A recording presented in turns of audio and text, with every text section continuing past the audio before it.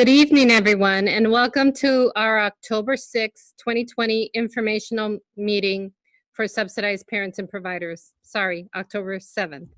My name is Diana Troach, and I'm the Subsidy Program Manager. Thank you so much for taking the time to attend this webinar. I'd like to take a moment to reaffirm our commitment to everyone and assure you that you continue to be our top priority. Our community cannot thrive without a strong childcare system, so on behalf of our staff here at SFCS and our enrolled parents, we thank you for your essential services. At the end of this presentation, we will categorize your questions and answer them. For those of you who have called in, we will unmute your lines to give you an opportunity to ask your questions verbally. We will do everything we can to answer all of your questions tonight, and if we cannot, we will follow up with you as soon as we possibly can. Almost 7 months ago almost 7 months into this pandemic, we finally feel like the information we are receiving has stabilized. Now it's a matter of implementing it all and playing catch up on the backlogged workload that we have. We truly appreciate everyone's patience as we navigate through these changes. Lastly, I want to let you know that this webinar is being recorded, and we will post the recording on our website within the next few days. Now we'll get started with the presentation. So we're asking you to please use the chat feature to ask your questions. We'll pause or we'll, at the end of the presentation, we'll collect the questions, categorize them, and answer them for you. So there may be a short pause at that time. At the bottom of your taskbar, that's where you'll see the chat feature on Zoom. If you open that up, you can type in your questions. As I said, we will, at the end, also open up the phone lines for those of you who want to verbally ask your questions. Okay, so the first thing we're going to talk about is the child care attendance forms. We really need to get back to basics with the attendance form and start using them as they were intended to be used. And that is basically to track each child's actual attendance, their absences, and the reasons for their absences. When the pandemic hit, we really got away from using the attendance forms as they're meant to be used. So we really need to get back to this because it's hard for us to know who's actually using childcare and who isn't. So when the child is in the provider's physical care, the time the child was dropped off and picked up must be recorded each day on the calendar section on the front of the timesheet. When the child is not in the provider's physical care but was scheduled to be, the provider needs to write A, which stands for absence, on that line on the front of the attendance form, and that absence needs to be explained on the back of the attendance form. There's a section back there where you can let us know why the child was not in your care. Absences need to be explained in some detail. If the absence is due to COVID-19, simply writing COVID-19 is not enough. We need to know who prompted the absence. Was it the parent who's choosing to keep the child at home for whatever reason? Or is it the provider who is either not available or is closing the facility, whether it's temporary, just for the day, for the week, for the whole month, whatever the situation is, we need to know what the situation is, and that should be explained again on the back of the attendance form. There is a new line on the attendance form to help us determine who is in attendance and who isn't, okay? So on the next screen, you'll see what that line looks like if you don't have the attendance forms in front of you, but the attendance forms that we mailed out in September for October services does have that line or this line on there. So it reads check 1, and then there's a blank line. This child attended my facility, the hours written above. And then there's another blank line. This child did not attend my facility, all month. And then we ask that you explain the absence on the back again. So we put this right above the provider's signature. It is the provider who is responsible for checking this, one of these two lines. And we put it right above the signatures in hopes that you won't forget to check one of those, whichever applies. So again, we need the provider to check off the option that applies to each child. And if the child is physically attending the facility, even if there are intermittent absences, the provider again will check off the first option. If the child is not physically attending the facility at all, then it's the second line that gets checked off. And again, the explanation of the absence needs to be on the back of the attendance form. If neither of these lines are checked and we are not clear on whether or not the child was in attendance, we will need to reach out to the parent and the provider to clarify. But you can help us save a lot of time by simply checking one of those lines. And as long as it's in, it's in line with the in and out times on the attendance form, then there should be no need for us to call the parent or the provider. So this is, right here on this screen, you'll see, again, the line right above the provider's full signature. Okay. Let's talk a minute about parent and provider signatures on the timesheets. There's been a lot of back and forth, and we just want to make sure everybody's clear on what the expectations are and what we're going to be looking for in order to process the timesheet and not delay the provider's reimbursement. So again, during the months of March through June, we weren't pursuing the parent's signature, but that changed. So effective July, for the July services, we were requiring the parent's signature again. So they must be signed by both the parent and the provider in order to be processed for reimbursement. We have a special note here, and that is please. What we found is that we were receiving timesheets where somebody signed for the parent, but it wasn't the parent's signature. So it's really important that everybody know that only the parent can sign, only the enrolled parent can sign these timesheets for themselves, okay? So it is forgery to have somebody sign somebody else's name, especially under the penalty of perjury. So there is a fix, a temporary fix for providers who are not able to get the parent's signature. And that's what we'll talk about now. So when the attendance form is submitted without the parent's signature, when it's submitted to us and it doesn't have the parent's signature, we're going to be looking for an attestation statement from the provider to be attached to the timesheets, okay? It's not one per timesheet, but it is one per family. So if you have 3 families who are sheltering in place and you cannot get their signatures, then you'll need one attestation for each family, okay? You cannot just submit one for, you know, all 3 families who are, weren't able to sign their attendance forms.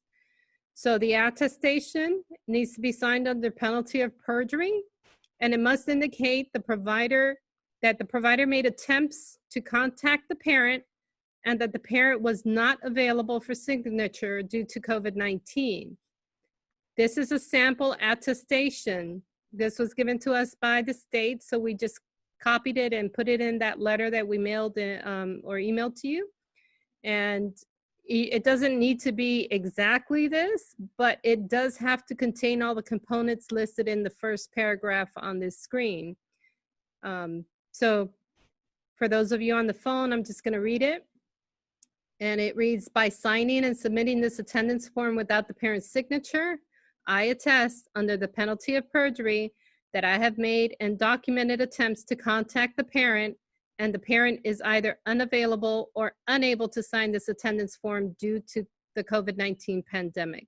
And then it requires the provider's signature and the date signed. So as long as we get that, we will be able to process the reimbursements.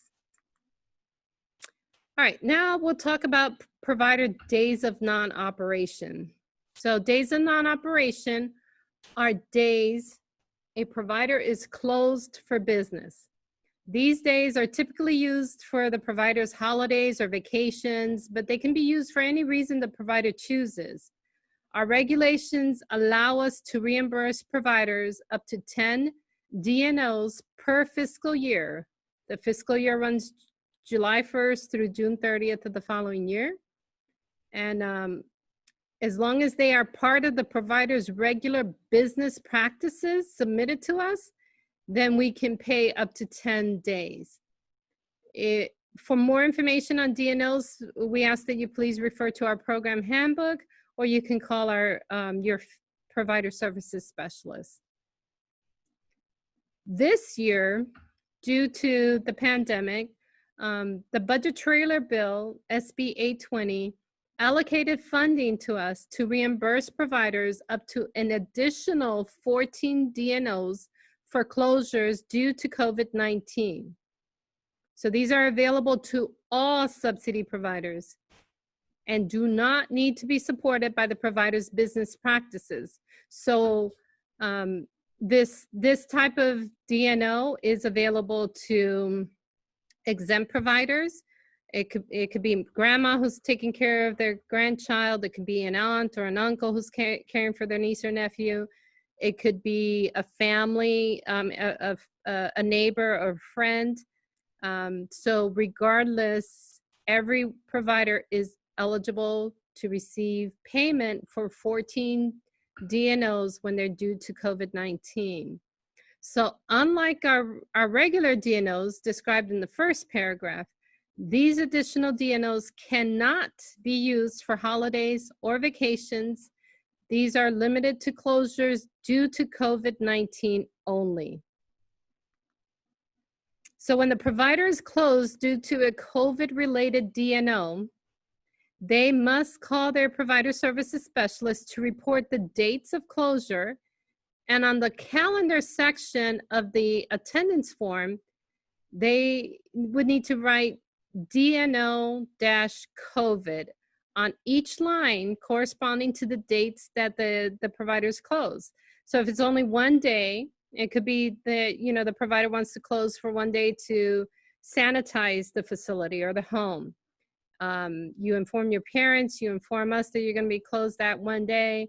On the attendance form on that date, you just write DNO-COVID, and as long as you have remaining days available to you, then we will reimburse you for that day even though you were closed.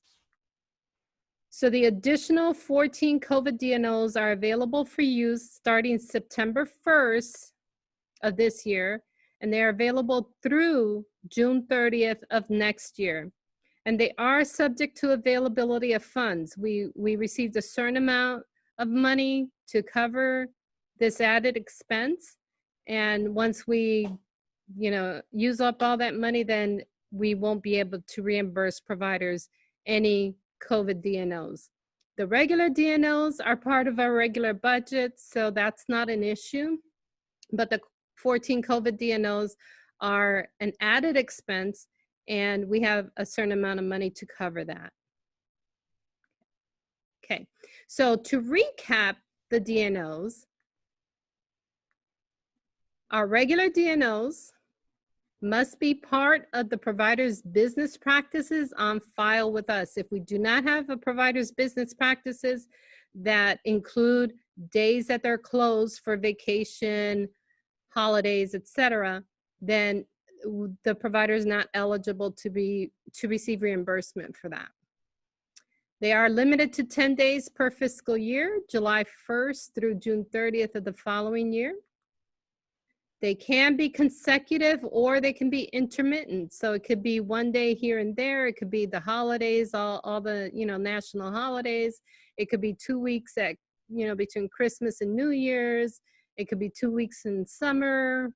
However the provider chooses to use their time.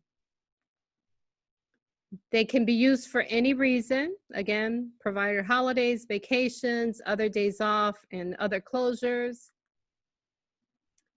But the DNO, the COVID DNOs are available to all providers. They do not require business practices. So there's nothing you need to submit to us. You just need to let us know on the timesheet that you're claiming a COVID-19 DNO. They are limited to 14 days, again, September 1st through June 30th of next year. They can be consecutive or intermittent, again, one day here and there, or, you know, if you have the misfortune of having to close down due to an outbreak of COVID-19 and you need to be closed for 2 weeks, 3 weeks, 4 weeks, you just put that on your timesheet. And again, we can reimburse up to 14 days. They can be used for COVID-19 related reasons only. And they are subject to availability of funds. All right, now we'll talk about when a provider has to close their childcare facility or their home. And it is each provider's personal decision to stay open or to make the difficult decision to close their business during this crisis. We do not govern that. We have no say in that. If you have chosen to close your business, whether temporarily or permanently, please be sure to report that to us. Licensed providers must also report closures to community care licensing. If you are someone who has to report to the Roanoke Park area, that number is 707-588-5026. And if you report to the Chico area, then that number is 530-895-5033. Reimbursements to providers who are closed or unavailable to the child will stop on the last day of care. Providers, so we won't be giving notice. Providers with business practices on file may claim their regular 10 DNOs, which are available as of July 1st. All provider types may claim up to 14 COVID DNOs if the facility or the home is closed due to COVID-19.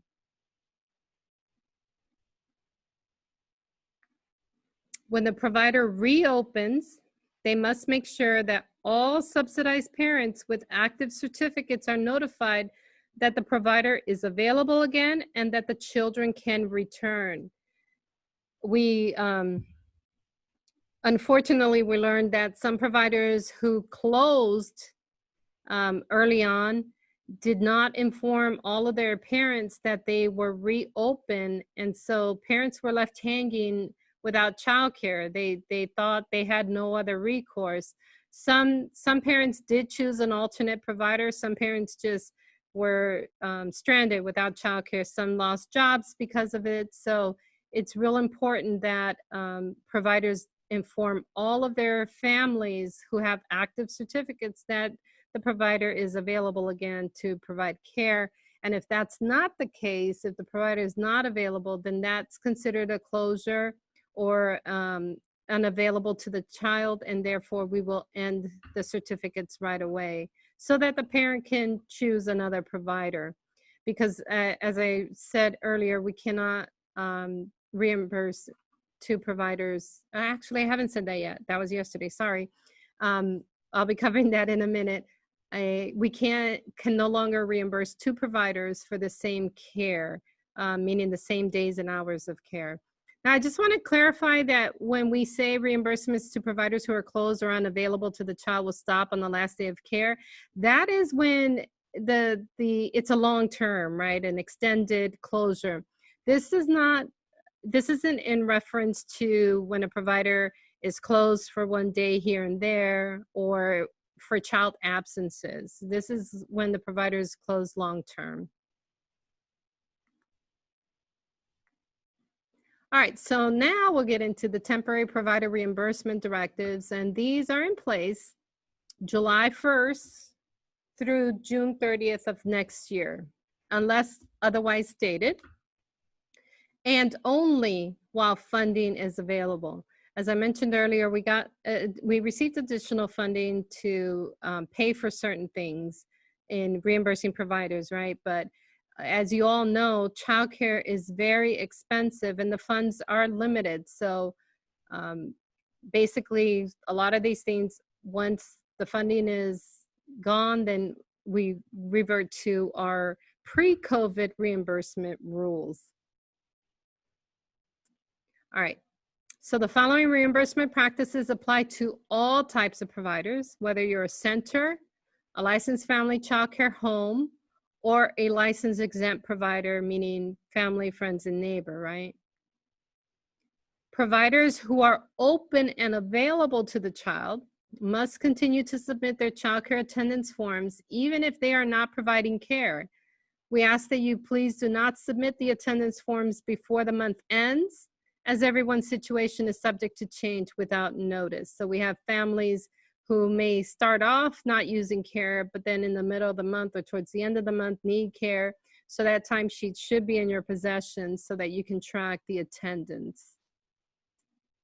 Child absences during this crisis are treated differently and may be reimbursable.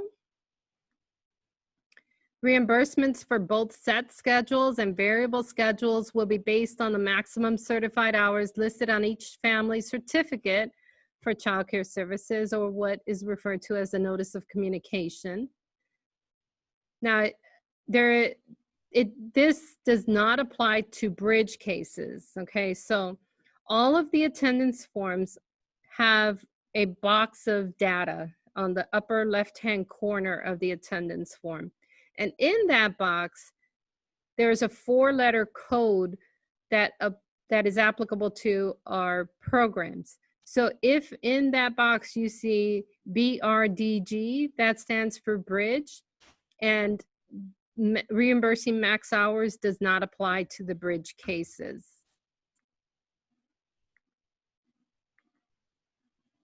We continue with that same topic.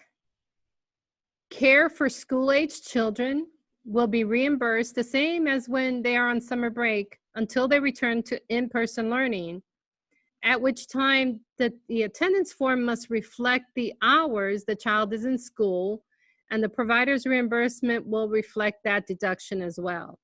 So let's say, for example, you have a certificate for a child who is authorized 50 hours per week. There's talk about some schools opening as early as middle of October. So when that happens, let's say the child returns to in-person learning and is in school, say 8 hours in that week. Maybe it's 2 part days. What we will do is we will subtract, first of all, let me back up. The provider, when that happens, the provider needs to track or document the in and out hours for school. So going back to the attendance form, we have the first time in, the first time out, the second time in, and the second time out on each line, on each date, right? So in that middle section is where providers will track the in and out for the child going to school. So if that timesheet reflects that the child was in school 8 hours, then we will take that 50-hour certificate, subtract the 8 hours that the child was in school, and we will, the remaining 42 hours is how we will determine the amount of the provider's reimbursement, okay? Backup providers and alternate providers will be reimbursed based on the actual care provided and recorded on the attendance form. We can no longer, as I said earlier, we can no longer reimburse 2 or more providers for the same days and hours of care, except for allowable DNOs. If the primary provider is closed or otherwise unavailable, the parent will need to choose one provider. So again, this situation here is, or that last line really, pertains to parents who whose primary provider was closed, and then they chose an alternate provider or backup provider. And now that backup provider is now really operating as the primary provider. Since we can no longer reimburse two providers for the same time, then the parent will have to decide who they're going to use. And we will end the certificates with the primary provider if the backup provider is now acting as the primary provider, okay? Therefore, it is extremely important that parents keep us updated as to who is actually providing the care so that we can reimburse that person for their services. All right, now we'll talk a little bit about parent recertifications. We are currently recertifying families remotely. So we're calling the parent, getting information, and then we're either completing the paperwork electronically using DocuSign or mailing the paperwork to the parent by traditional mail. We have a huge backlog of recertifications that need to be done. So our family services specialists are working hard to catch up on this. We have approximately 1,000 families that we need to recertify within the next couple of months. So it's no small feat, and everybody here is feeling it, but it's something that needs to be done. So we're doing something differently during this pandemic. Typically, when we recertify a family, in order for them to continue to receive services from us, they have to have a need for childcare, and they have to be participating in that need. But we realized during this pandemic that many parents are either sheltering in place, or they may have lost their job and they're not actually looking for work at the time, but they do plan to do so as soon as things start to clear up, right? So what we're doing is, when a parent currently does not have a need for childcare, we are offering them a temporary suspension of services, what we call a TSS, instead of terminating their services. The caveat to that is that during a TSS, there are no active certificates and there are no provider reimbursements during that time. But it does hold the slot for the parent on our program. It may not hold the slot for the parent with their chosen provider, but it will hold the slot on our program. And then when the parent needs the services, or is planning to either go back to work or look for work or going back to school, then they call us, they choose their provider, and then we can activate certificates for them at that time. Okay, so now we'll talk about family fees. I just want to start off with just making it clear that this section is in reference to family fees only and has nothing to do with the parent copay. As most of you know, parent copays are what the parent is responsible for when the provider charges more than the regional market rates ceilings in this county allow us to pay, right? That becomes a copay. We don't get involved with that necessarily. But the family fee is different. The family fee is based on the family's income, the certified need for care, and the family size. So we take those three factors into consideration. If the family has a fee, both the family or the parent and the provider who is assigned to collect the family fee are notified of the fee via a family fee notice, which is, I believe, on pink paper. So if you don't have a family fee notice, then the family likely does not have a fee. So those of you who do have families with fees, we did notify both parents and providers that the fee is reinstated as of September 1st. if the provider is open for business and available to provide care. All right, so they were waived from April through August, but starting September 1st, the parent has to start paying their fee again. Of course, we're in October, so if they didn't pay in September, then you're already looking at a delinquent fee. So parents who have had a reduction in income because of either losing their job or working fewer hours, they can call us and we can reassess the fee to see if we can lower that or stop it altogether.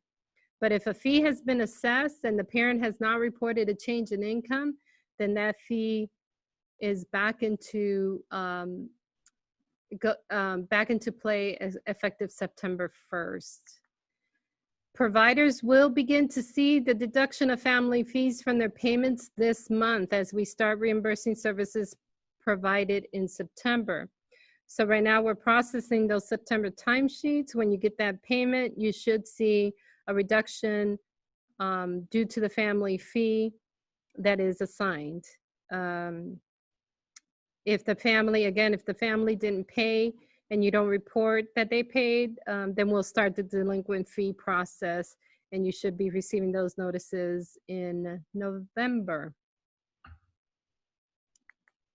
So delinquent fees that are owed for March and prior months, because remember, fees up through March were still supposed to be paid. So if you have a parent who didn't pay their fee March and prior months, those fees are still to be collected, as well as fees owed for September and subsequent months. So if the parent cannot pay all at once, the provider may accept the payment plan. And if that's the case, then we need to receive a copy of that payment plan so that we can stop the termination process.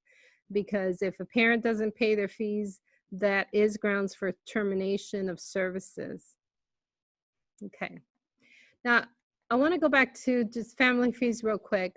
We are working on a new process to reflect the changes that we are implementing during this pandemic. So we are working on that process, and as soon as it's done, we will be mailing it to families and providers who have fees. And the reason there's a different process is because if a family is sheltering in place and they are not using care, okay, so again, family is sheltering in place, not using childcare. Technically, if they have a spot on our program, they still have a family fee, and they should be paying that. But this is another sum of money that we receive to waive family fees for this situation. So we will be emailing or mailing those notices to parents and providers with fees so that everybody is aware of how that's going to work, because it could be that the parent starts off using care in the month and then starts sheltering in place. You know, we run the risk of that happening as we get deeper into fall and winter. If the COVID numbers start to climb again, then, you know, parents might be sheltering in place so they can start off a month using care and they pay their fee, and then mid-month they are ending up in a situation where they're sheltering in place. There's going to be a process to make an adjustment for that. Same thing if a parent starts off sheltering in place and then later in the month has to return to work or school and starts using care, then the fee kicks in right away. There's no notice period. So all of these situations, and then of course there's the family who's sheltering in place the whole month. All of these situations are explained in that letter, so we'll be getting that out soon. Okay, so now we'll talk a little bit about, just to give you an update on our subsidized childcare for essential workers. So as you know, back in April, we received funding to provide emergency childcare for essential workers. We enrolled almost 450 children. And now we received money for two different pots of money. One pot of money is to transition, because that's emergency childcare is a temporary service. So we received the pot of money to transition some children into long-term subsidized childcare. And those families will have to fully certify their need and eligibility with full documentation, income, need, children's birth certificates, everything. And then there's a second pot of money that is to extend services for the other children who are not transitioned to long-term care. Their services will be extended probably close to the end of the fiscal year. So right now, what we have done, until we can do projections and see how far each pot of money will take us, what we've done is we've extended all emergency childcare families to receive services through December 31st of this year. And that's just buying us time to figure out how many we can transition to long-term care and figure out how long we can extend services for the rest of the families. But we'll be working on that soon. All right, that's the end of our presentation. We will pause here to allow you to enter your questions if you have any. If there are any, we'll categorize them and we will get back to you with answers. Okay, so we have a few questions. The first question, and there's a follow-up to that. When does this all start? The follow-up to that is, do all these rules for signing start on the October form? The parent signature requirements actually are effective with the September form. So we did send the notice out before the attendance forms for September were due. If you've already submitted your September forms without a parent's signature and without the attestation, you can email us an attestation. As long as we know which family you're referring to, we'll print that and attach it to the attendance form. And the next question is, will this extension be available for all counties in California? I happen to have Contra Costa clients as well. So I'm thinking this is in reference to the extending services for the emergency childcare families. And if that's the case, yes, all counties received additional funding for that.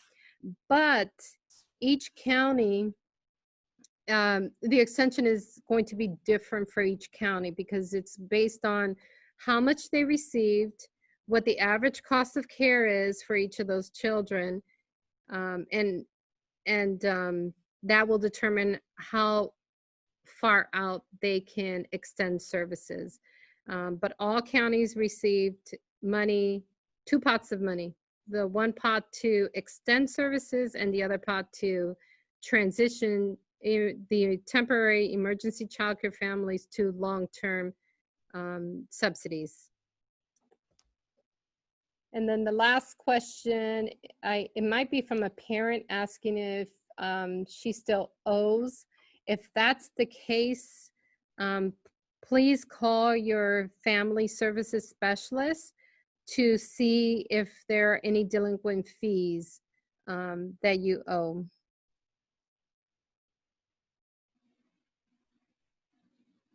Okay, so now we'll open it up to the phone lines to see if anybody on the phone has questions. Oh, two raised hands. Let's see. Okay. Okay, so we'll unmute Michelle. If you'd like to ask your question. I said, will I be able to go? Do I go to? Because I wasn't sure if I was able to go. Do I go to my provider and get the paperwork or sign Do you go through your provider to do what? to get the paperwork, or or how to or do I just go pay if I have a back, like if I got something that's back due?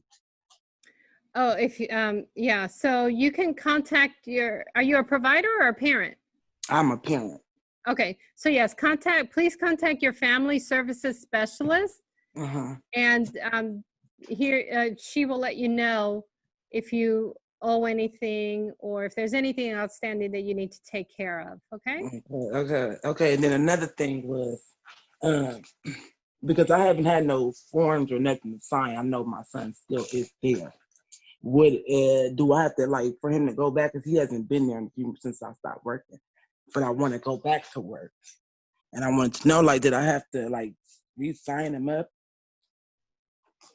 Okay, so or she could just open, right? I can just take him he's still on the list.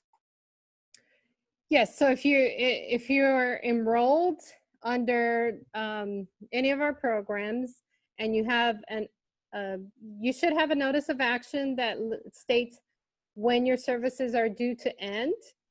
And if you're within that timeline and you haven't received the notice terminating your services, then yes, you can start up. You would need to call your provider if you had one, see if they're available. If not, we can help you find a new provider and we can start your services right away. Okay. I don't think it ever got terminated. I never Okay. received a letter saying it was terminated. Yeah, so we are trying not to. There are very few families who we've terminated so far throughout this pandemic. We're mostly in maintenance mode, so helping parents find childcare, get back to Y'all helping them with the tutors, like a tutor, or Yeah, unfortunately, no. Tutoring services are not considered childcare. So we do not pay for tutoring services. But there are providers who do offer some form of assistance with, distance learning. If your child is in school and they're participating in the distance learning, some providers are able to help with that. And what providers? The family, Solano family? So yes, you can, if you don't have a child care provider, you can call our resource and referral program. It's 707. It's our main line, 707-863-3950. 3950. Extension 709. And they can help you find a child care provider and who offers care for school-age children. And if they're offering care for school-age children, then they likely can accommodate a child who's distance learning. Okay, I see what you're saying. School-age children. So his regular provider, who he was going to, ask her. Yeah. Okay. Is Linda your family services specialist? Yes, Linda is, and Carmen Williams is the provider. Oh, okay. Yeah. So yes, you can contact Linda to make sure your services are intact, and then contact Carmen to see if she has the availability. And if she doesn't, then we can help you find another provider so that you can start using care again. Okay, I'm gonna call Carmen, and more likely I can just call her. Okay. We have a pretty good relationship. Do you have any other questions, Michelle? So far, no. That was really it. Any other questions I'm gonna ask Carmen. I'll talk to them about. Sure. Thank you. Thank you.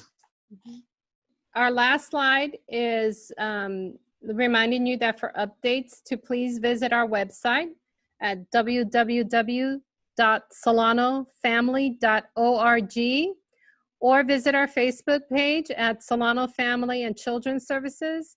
your child care and resource connection. Whenever there are changes, the first thing we do is post it on our website and post it on Facebook.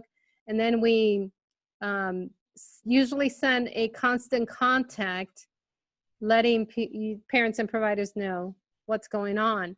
So if you're not receiving our emails, please contact your family services specialist or your provider services specialist and ask them to make sure we have it listed on your file, so that you can be informed right away as soon as things change.